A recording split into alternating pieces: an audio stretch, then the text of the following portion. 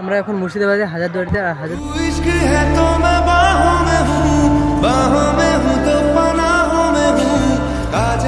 আমরা এখন মহাশ্মশানে রয়েছি। ফাইনালি নিয়ে নিলাম বাঁশের আচার। এখন বাজে প্রায় 5টা। চলো লেটস গো। তো এখন আমি যাব হাজারদুয়ারি। চলো চলো।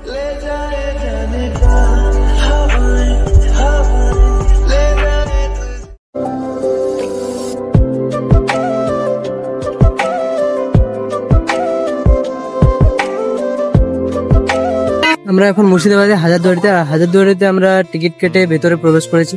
যদি একবার ভিতরে চলে আসো তাহলে আর বাইরে যেতে দিচ্ছে না, মানে আর বাইরে যাওয়ার কোনো চেষ্টা করবে না, তাহলে কিন্তু আর ভেতরে আসতে দেবে না। ওখানে যে টিকিটটা কেটে দিচ্ছে ও টিকিটটা তুমি ভিতরে চলে আসলে ওটা কিন্তু আর কোনো কাজ দেবে না, একদম তোমাকে ভিতরে ঢুকে বাইরে বেরিয়ে যেতে হবে। এখানে লেডিস আর জেন্টস দুটোই আছে, ঠিক আছে। আর বাইরে থেকে দরজাটা লাগানো আছে, খুলে ভিতরে ঢুকে যাবে।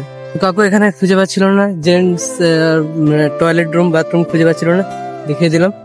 ভিতরে ভিডিও অ্যালাউ নেই। প্রথমে ভেবেছিলাম যে মোবাইল অ্যালাউ রয়েছে, যেহেতু ক্যামেরা অ্যালাউ থাকবে, কিন্তু ক্যামেরা অ্যালাউ করেনি। আমি তো আর ভিডিও করে ছাড়িনি। সো রাজা যে চেয়ারে বসতো সেটাও হাতে দাঁতে তৈরি। তো ভিতরে অনেক কিছু দেখার রয়েছে। চলে সেই কামান। ও ভাবছি এখন যদি সেরকম ব্যবস্থা থাকতো।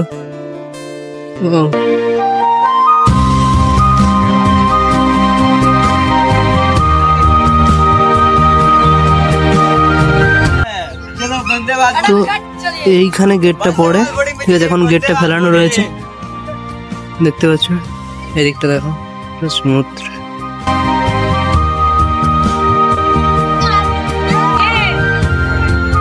এই দিকটা দেখাচ্ছি তোমাদেরকে, জল ছাড়ছে। জল এখনো ছাড়েনি, ওই সেই দিকটা ছেড়েছে, তোমাদেরকে দেখাবো। ছোট ছোট বাচ্চাগুলো দেখো এসব করতেছে।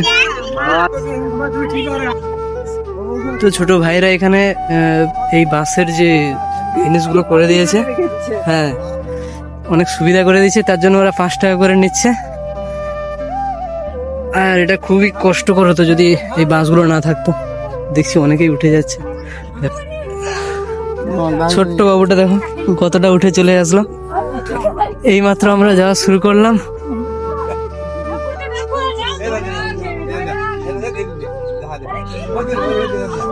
সবাই এর মধ্যে হাঁপিয়ে গেছে। চলো তারপরে কি সমান একটু। আচ্ছা আচ্ছা আচ্ছা, মানে আর উঠতে হবে না তো?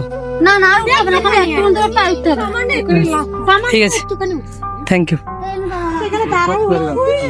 গেলাম একদম উপরে, একদম উপরে মানে পাহাড়ের উপরে। আর এখানে চায়ের দোকান রয়েছে, কোল্ড ড্রিঙ্কস সবকিছু রয়েছে। হাঁপিয়ে গেলে তার জন্য।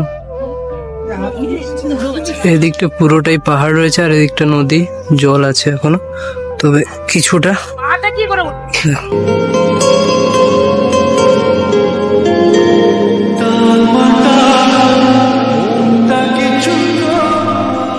তো পাহাড় থেকে আমরা এখন নিচের দিকে চলে যাচ্ছি। আর যেদিকে যাচ্ছি কারণ খিদাও লেগেছে, খাওয়ার টাইম হয়ে গেছে। তো ব্যাপারটা হয়েছে যে আমাদের যাওয়ার কথা ছিল বক্রেশ্বর, কিন্তু বক্রেশ্বর না গিয়ে এসেছে ম্যাসাঞ্জোর। এখানে একটা বিশেষত জিনিস আছে, যেটা হলো আচার। সেই আচার, বিভিন্ন রকমের আচার রয়েছে, সেই আচারগুলো তোমাদের দেখাবো, দেখতে থাকবো, ঠিক আছে। এখন খুব খাড়াই রয়েছে, তো নেমে যাই, তারপর একদম আচারের দোকানে গিয়ে দেখা হবে। চলো। তোমাদেরকে যে আচারের কথা বলেছিলাম, এটা বেল, ওইটা ফুল আচার, এটা বেল, এইটা তেঁতুল আচার, এইটা আম, এটা লেবু, সেইটা আমড়া, অনেক আচার রয়েছে।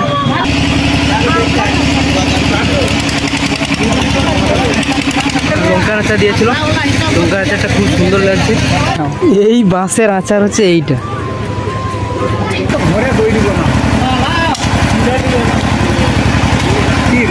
ফাইনালি নিয়ে নিলাম বাঁশের আচার। বাঁশ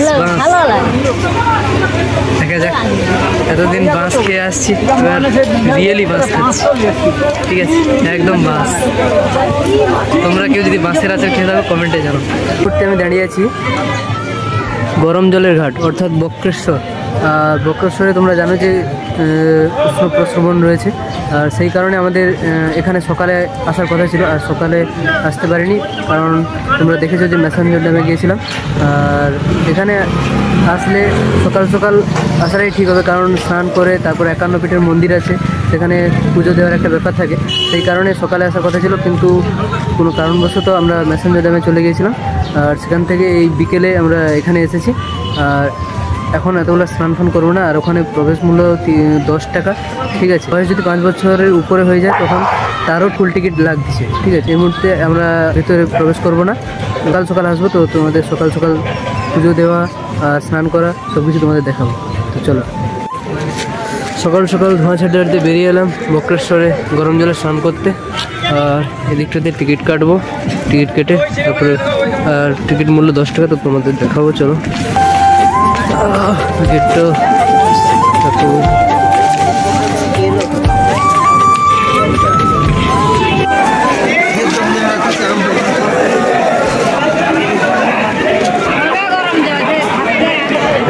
উষ্ণ প্রশমন এটাই হলো আসল, আর ওইদিকে যেটা স্নান করছে ওটা সম্ভবত গরম করা হচ্ছে, আর গরমটা কিন্তু অত্যন্ত এটাই বেশি গরম। এখানে দাঁড়িয়ে আছি যেভাবে দেখছো ধোঁয়া উঠছে, আর গরম ভাবটাও শুধু বেশি, আর ওটাতে অতটাও নেই। স্নান করার পর তোমরা বেরিয়ে যাবে, যদি একবার বেরিয়ে যাও তাহলে আবার টিকিট লাগবে।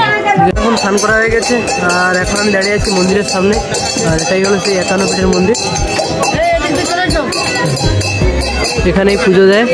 ঠিক আছে, আর এখানে জুতো রেখে গেলে 5 টাকা করে নিচ্ছে এই জায়গাটা।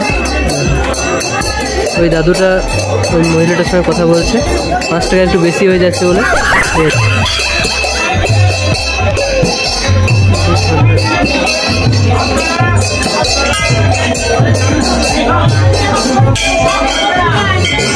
এটা হলো গণেশ মন্দির, এইটা শিবলিঙ্গ। আমরা এখন মহাশ্মশানে রয়েছি, আর শিবলিঙ্গ দেখলাম, আর মহাশ্মশানটা দেখুন। আসার সময় মহাশ্মশান, আমরা শিবলিঙ্গ দেখতে আসতে হলে মহাশ্মশান উপর দিয়েই আসতে হবে। সবাইয়ের স্মৃতিসৌধ করা রয়েছে, অনেকটাই রয়েছে, এরকম আরও এদিকটা অনেকটা রয়েছে। আর আমরা গিয়েছিলাম এই দিকটাতে, আর ওই দিকটাতে শিবলিঙ্গ রয়েছে। মন্দির থেকে যে এক্সিট পথ অর্থাৎ বাইরের দিকে যে পথটা বেরিয়েছে, ওই পথেই তোমরা আসলে শিবলিঙ্গ আর মহাশ্মশান দেখতে হবে। ঠিক আছে, মানে কাউকে জিজ্ঞাসা করলেই বলে দেবে।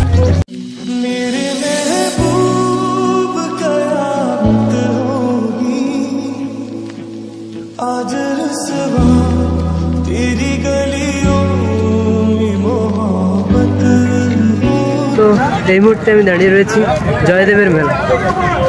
না, এই মুহূর্তে আমি জয়দেবের মেলা নয় ঠিক, কিন্তু রাস্তায় দাঁড়িয়েছি আর যাচ্ছি জয়দেবের মেলা দেখতে। তো চলো, আমি ফার্স্ট টাইম এসেছি জয়দেবের মেলা, আর শুনেছি নাকি এখানে অনেক বড় মেলা হয়। চলো, যতই সামনের দিকে এগোচ্ছি ততই দেখছি ভিড়টা বেশি। ঠিক আছে, প্রচুর পরিমাণে তীর্থযাত্রী এসেছে জয়দেবের মেলাতে। আর তোমাদেরকে কতটা কি বলতে পারবো জানি না, আর ভিড় হলে বুঝতেই পারছো বাইরের আওয়াজটা বেশি আসবে, তাই তোমাদেরকে তবুও বলার চেষ্টা করবো। ভিডিওটা দেখতে থাকো। ঠিক আছে, সামনে দেখো ভিড়টা কতটা। তো আমরা এখন প্রায় মেলার কাছে চলে এসেছি, ভিড়টা দেখো।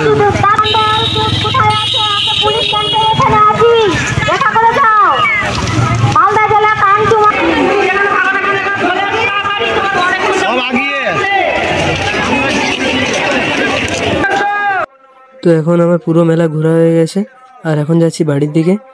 আর ভিডিওটা কেমন হয়েছে তা কমেন্ট করে জানাবে, আর যদি ভালো লাগে তাহলে সাবস্ক্রাইব করে দিও, একটা লাইক করে দিও, আর শেয়ার করে দিও। চলো, টাটা আজকের জন্য। সখী তোরা প্রেম করিও না, পীড়িত ভালা না।